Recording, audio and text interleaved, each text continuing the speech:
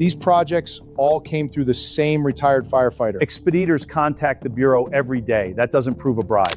To his colleagues, Anthony Saccavino was a decorated FDNY chief, trusted with the office that keeps New York's buildings from burning.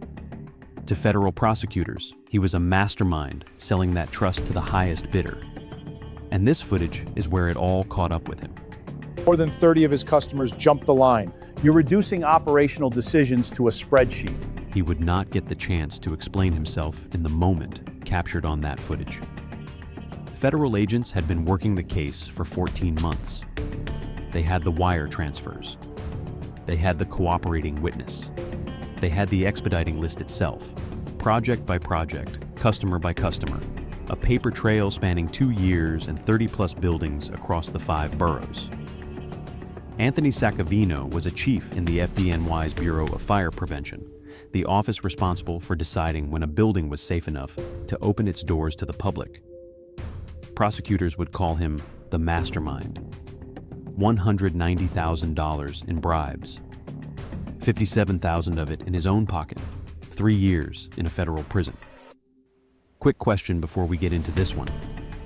How much do you trust the inspectors who sign off on the buildings you walk into every day, the office where you work, the apartment where you sleep, the school where you drop off your kids? Drop your honest answer in the comments. And if you're not subscribed yet, hit that button now. We cover accountability cases like this every single week, and this one gets worse the deeper you go. Anthony Saccavino was born in 1963 in Bensonhurst, Brooklyn, the second of 3 sons in a family that traced its way back to a small town outside Naples. His father drove a city bus for the New York City Transit Authority and worked a second shift on weekends doing maintenance at a Catholic school on 18th Avenue. His mother kept the books for a deli her brother owned on 86th Street. The Saccavinos lived in a narrow brick row house with a stoop and a tomato garden in a yard barely wider than a doorway. There were uncles in the building trades. There were cousins on the job at NYPD. And there was a great uncle who had served in the FDNY in the years after the war and whose dress coat hung in a hall closet long after he had been buried out at St. John's. By the time Anthony was 12, he had already decided what he wanted to do with his life. He spent summer afternoons standing on the corner of 86th and Bay Parkway, watching Engine 282 roll out. He memorized the apparatus numbers, the radio chatter from the open bay door, the way the firefighters carried themselves on a quiet day. His mother used to say he was the only kid in Brooklyn who knew the difference between a hose tender and a tower ladder by the age of 10. He graduated from New Utrecht High School in 1981. His evaluations from senior year described him as respectful, quietly determined, with a strong sense of responsibility for younger students. He took the civil service exam for FDNY the first month he was eligible. He scored in the top 3%. He waited 18 months for a class assignment, working construction with a cousin in the interim, framing apartments in a building that would one day, decades later, sit inside the territory of the bureau he would come to lead. He entered the FDNY Probationary Firefighter School on Randall's Island in the spring of 1984. He was 20 years old. His starting salary was just under $23,000. The instructors logged him as physically capable, mentally focused, comes from a city family with strong values. On graduation day, his father pinned the badge to his coat in a hall packed with 500 other proud parents.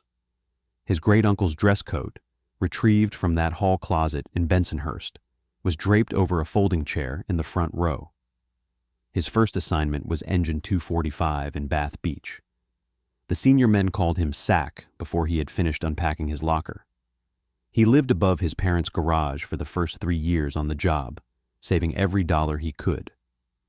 He worked the busy years of the late 1980s and the early 1990s, the era of the crack epidemic and the worst run of arson cases in the city's modern history.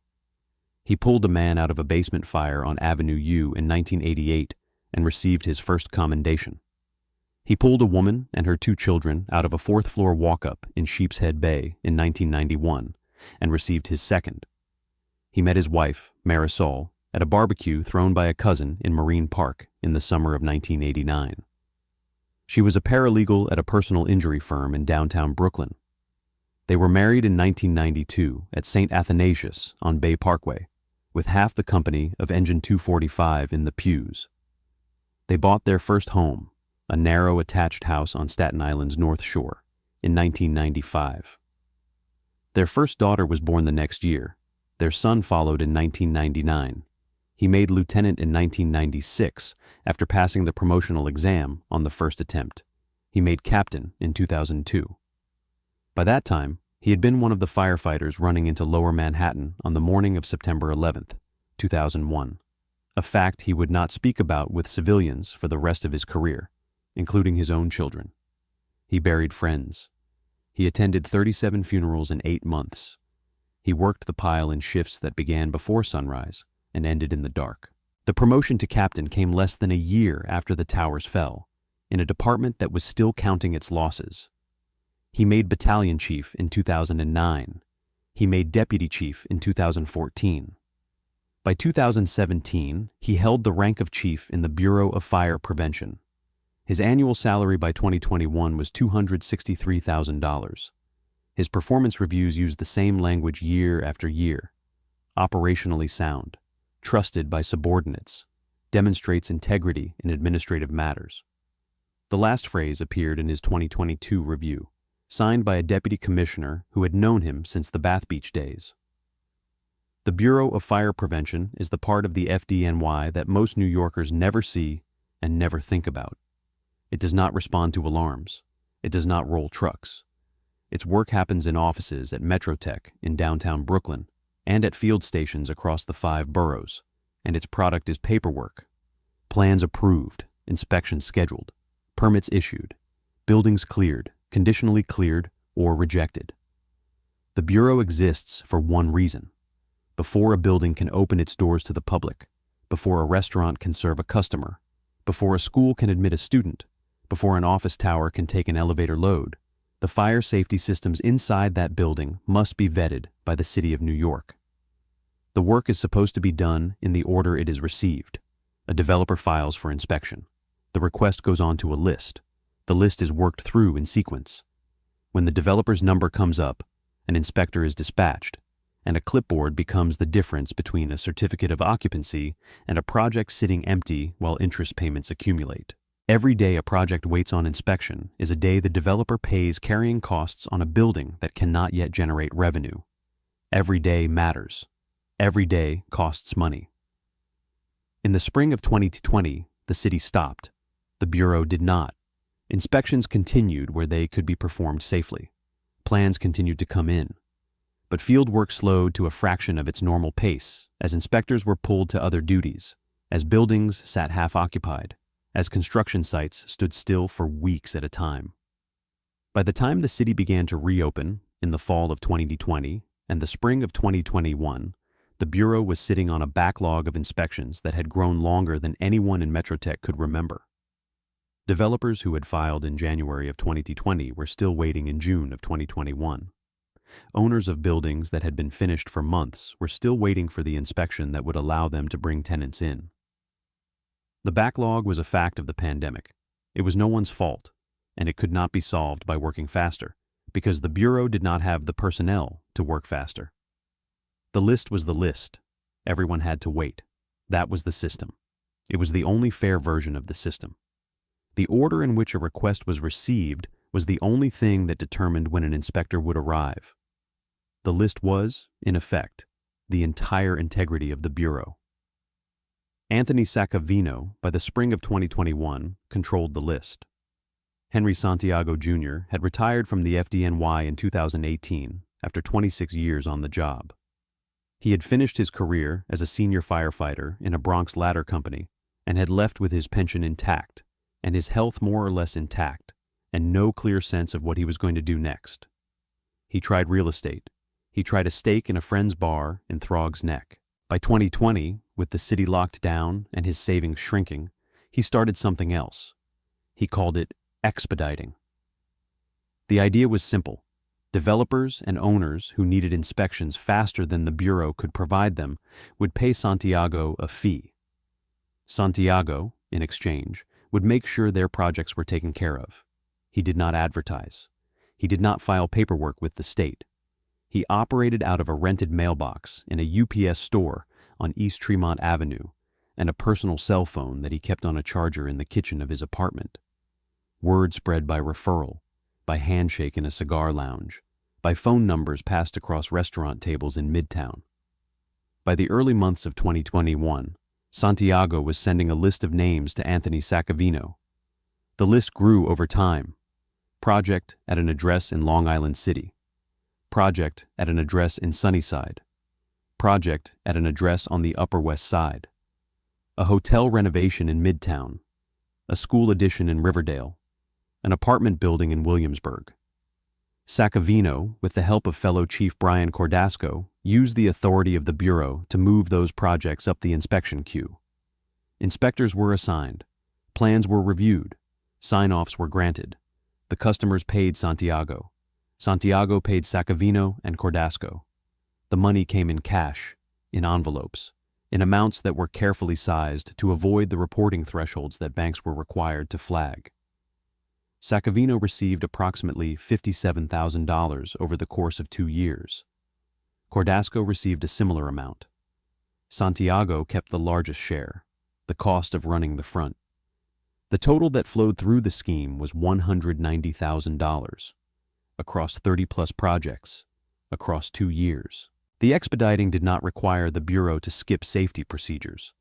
It did not require an inspector to sign off on a building that should not have been signed off. What it required was the queue itself, the order of the list, to be quietly rearranged. A project that had been 48th in line moved to 4th. A request that had been filed in May appeared on an inspector's calendar in early June. A developer who had been waiting 8 months received a sign-off in 3 weeks. The customers who paid received an advantage that customers who did not pay could not receive at any price. Saccavino managed the cover at the Bureau itself. When subordinates asked why a particular project had been moved up, he had reasons ready. A safety concern that required immediate attention. A coordination request from a sister agency. A directive from above that he was not at liberty to explain. He used the authority of his rank to shut down the questions. Most subordinates accepted the explanations. A few did not. The ones who did not accept the explanations were the ones who began to talk to each other. The system held for 2 years. 2 years of envelopes. 2 years of phone calls. 2 years of projects moved up, while other projects, the ones owned by developers who did not know about Henry Santiago and would not have paid him if they did, sat on the list, waiting their turn, watching deadlines slip and carrying costs mount. Quick break before the floor falls out. If this case is making you angry, that is the right reaction. The Bureau of Fire Prevention exists because of every fire that ever killed people in a building that should have been inspected. Saccavino sold that office to whoever paid his middleman. Drop a comment letting me know what city you are watching from, because I promise you, the same kind of thing has happened in your own local building department at some point. Subscribe if you haven't yet. We do not let these stories quietly disappear. It began with a phone call. A developer in Brooklyn, working on a mid-rise condominium project on Atlantic Avenue, had been waiting on a bureau inspection for 9 months. His carrying costs were over $40,000 a month. He had heard, through a broker friend at a closing dinner in Tribeca, that there was a man named Henry who could help, and that Henry's fee was $25,000, and that Henry's results were reliable.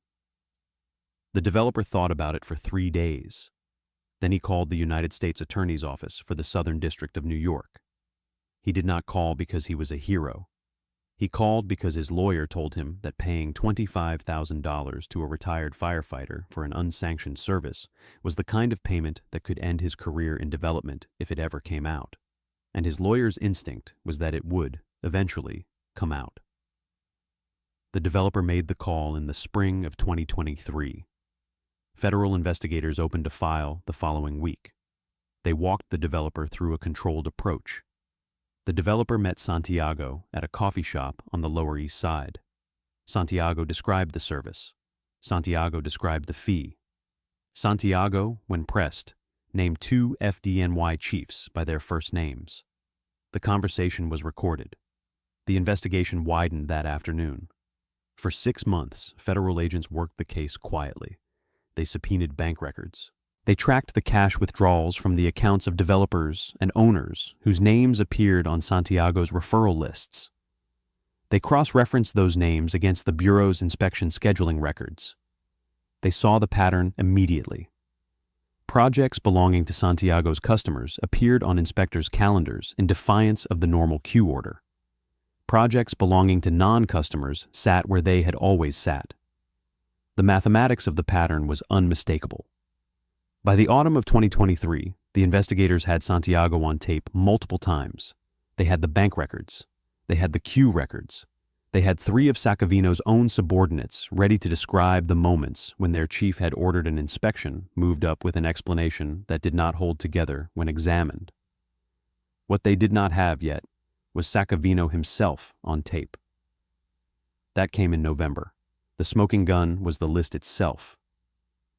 The Bureau of Fire Prevention maintains, as a matter of routine practice, a master inspection scheduling document. It is updated daily.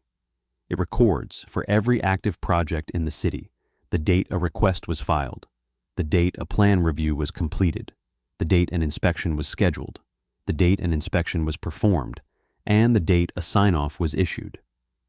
The document is a living record of the order in which the city's buildings are being cleared for occupancy.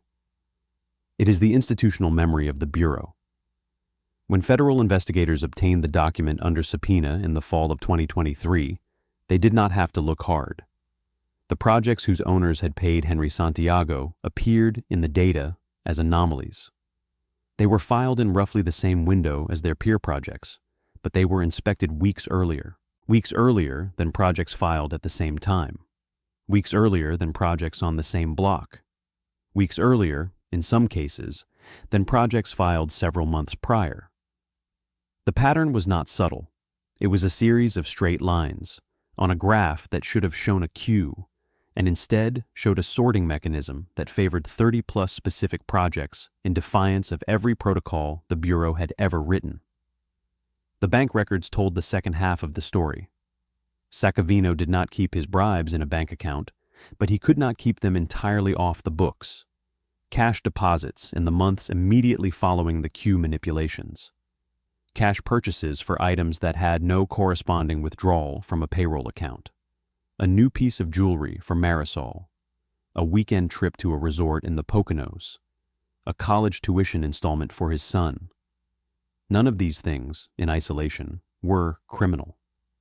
Taken together, they showed a man whose lifestyle outpaced his stated income, even at a salary of $263,000 a year. The text messages between Saccavino and Cordasco were the third leg of the investigation, and the most damning.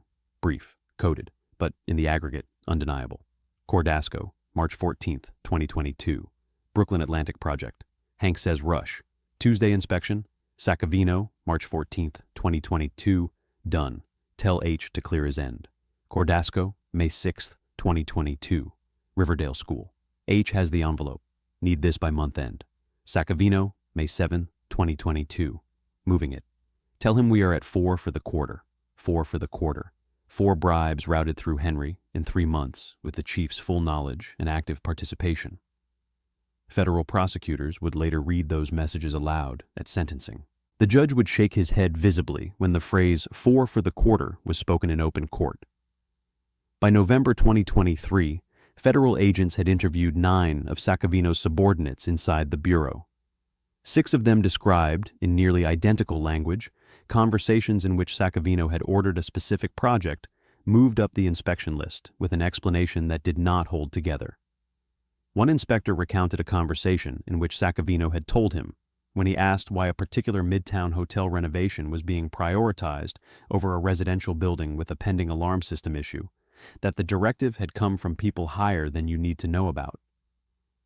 The inspector described his own discomfort. He described pulling the file later and finding nothing in writing to support the prioritization. He described keeping a private log of every such instance from that day forward. By the time federal agents knocked on his door, his log ran to 17 entries. The case, by Thanksgiving of 2023, was finished. The grand jury voted to indict in the second week of December. Federal agents approached Anthony Saccavino at 7:14 in the morning on a Tuesday in February of 2024 in front of his Staten Island home. He had just stepped off his porch with his thermos. The black Ford Explorer was running at the curb. The agents came up the walk in two pairs. He saw them before they reached him. He stopped at the bottom step. Lead agent, Chief Saccavino, we are with the FBI. We need to ask you some questions about your work at the Bureau of Fire Prevention. He looked over his shoulder, briefly, at the closed front door. Saccavino, I don't know what you're talking about, but I have nothing to hide. Ask me anything. Lead agent, are you aware of an individual named Henry Santiago Jr.? A pause. 2 seconds. 3.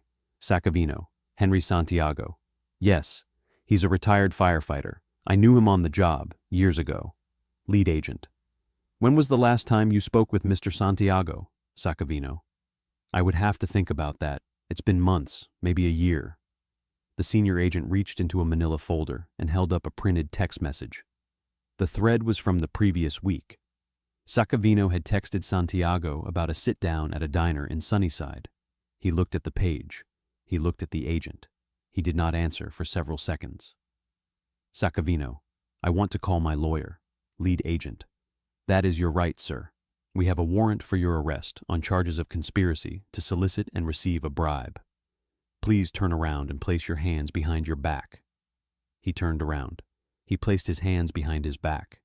He looked at the closed front door of the house he had bought in 1995 and raised his 2 children in and shared a life with his wife in for nearly 30 years.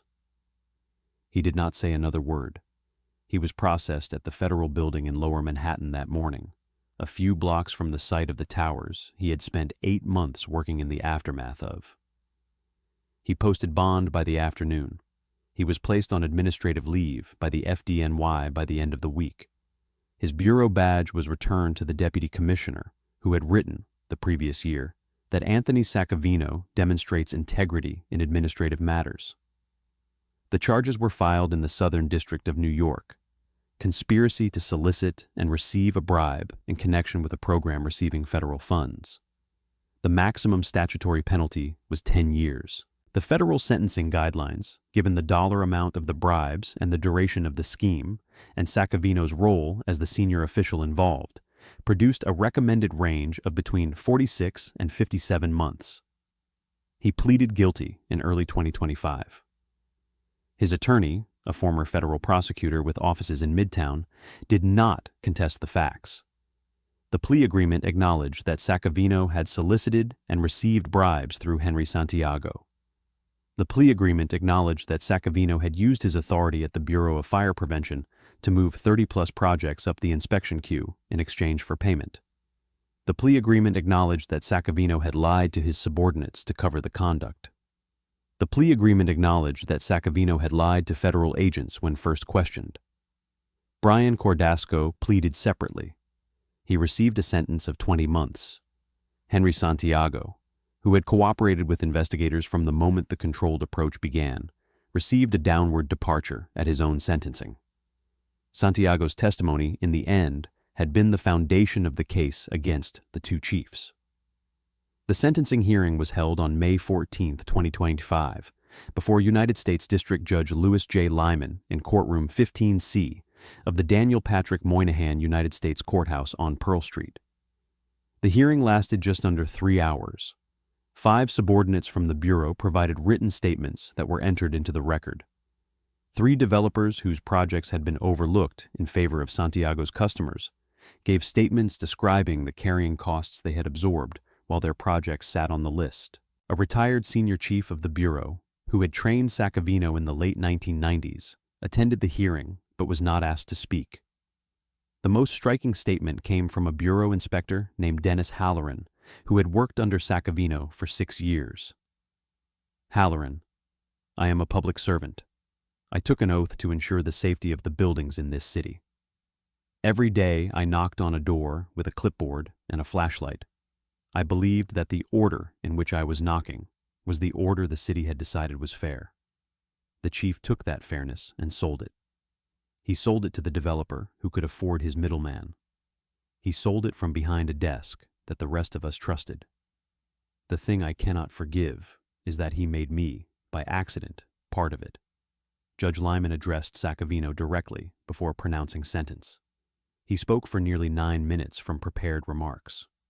Judge Liman, Chief Saccavino, the bureau you led exists for one reason. It exists because, in the long history of this city, fires in buildings that should have been inspected have killed people. The system you ran in defiance of that history. You did not skip a single inspection, the government tells me. You did not approve a single dangerous building. I am sure that is true. But what you did do is sell the order. You sold the only thing the public was entitled to assume was not for sale. You sold it for $57,000 while you collected a city salary of $263,000. You sold it from the very office that exists so that the people of New York can walk into a building without wondering whether the inspection that cleared it was given a fair turn. I cannot, in conscience, treat that as anything less than a betrayal of public trust at the highest order. The sentence was 3 years in federal prison, a fine of $150,000, forfeiture of the $57,000 he had personally received in bribes, 3 years of supervised release upon completion of the custodial sentence. He was ordered to surrender to the Bureau of Prisons on July 15, 2025, at FCI Otisville in upstate New York, a low-security facility approximately 90 miles from his home in Staten Island. He surrendered on the date assigned. He was 40 days into his sentence when his wife visited for the first time. She told friends that she did not recognize the building, or the rules, or the man who walked across the visitation room in a khaki uniform with his name stenciled across the chest. He will be eligible for release in late 2027. He will be 64 years old. The pension he accrued in 40 years of FDNY service is reduced, but not entirely forfeited. The Bureau of Fire Prevention, in the months after his arrest, ordered a comprehensive audit of its scheduling practices. 38 specific projects were re-reviewed. 2 were ordered to undergo additional safety inspections. No structural deficiencies were identified. The expediting list itself, the document at the center of the case, has been retained as a permanent exhibit in the case file. It is the record of a public office that sold its order, project by project, envelope by envelope, for a sum that did not, in the end, justify what it cost the man who collected it. This case was infuriating, but the case on the right-hand side is even harder to stomach. Click it now.